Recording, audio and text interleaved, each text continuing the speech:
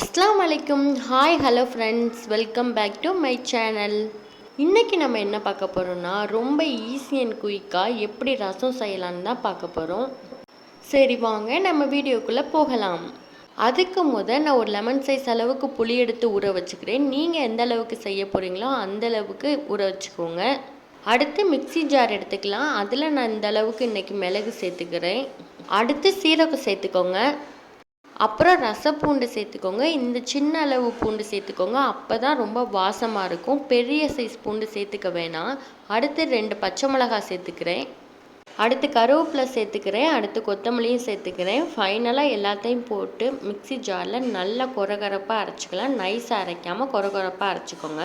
அதுக்கடுத்து நம்ம எடுத்து வச்ச புளியை நல்லா கரைச்சி வச்சுக்கலாம். அதோட 2 தக்காளியை பிசைஞ்சு விட்டுறலாம். சில பேர் தக்காளியை சேர்த்து அரைப்பாங்க. நம்ம அப்படி பண்ணாமல் இதில் பிசைஞ்சிடலாம். அப்புறம் ஒரு பாத்திரத்தில் கொஞ்சம் நல்லெண்ணெய் ஊற்றுங்க. நல்லெண்ணெய் ரசத்துக்கு நல்ல டேஸ்ட்டாக வாசமாக இருக்கும். ஸோ நல்லெண்ணெய் ஊற்றிக்கோங்க. அடுத்து கொஞ்சம் வெந்தயம், கடுகு 2ஐயும் சேர்த்து பொரிய விட்டுறலாம்.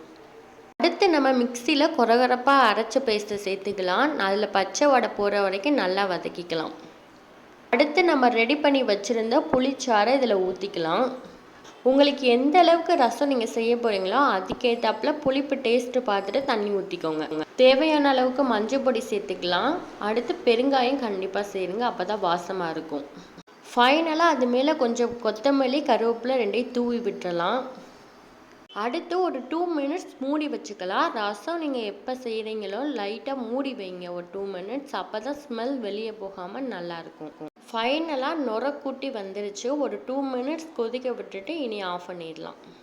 இனி வேறு பாத்திரத்துக்கு மாற்றிடலாம். அதுக்கு முன்னாடி அந்த பாத்திரத்தில் தேவையான அளவு உப்பு போட்டுக்கலாம். போட்டுட்டு நம்ம ரெடி பண்ணி வச்சுருந்த ரசத்தை ஊற்றிடலாம். கண்டிப்பாக இதே மாதிரி நீங்களும் செஞ்சு பாருங்கள். ரொம்ப டேஸ்ட்டாக இருக்கும். நான் சொன்ன மாதிரியே செஞ்சு பாருங்கள். வீட்டில் எல்லோரும் திரும்ப வேணும்னு கேட்டு சாப்பிடுவாங்க. அந்தளவுக்கு டேஸ்ட்டு ரொம்ப பிடிச்சிருக்கும் எல்லாத்துக்குமே.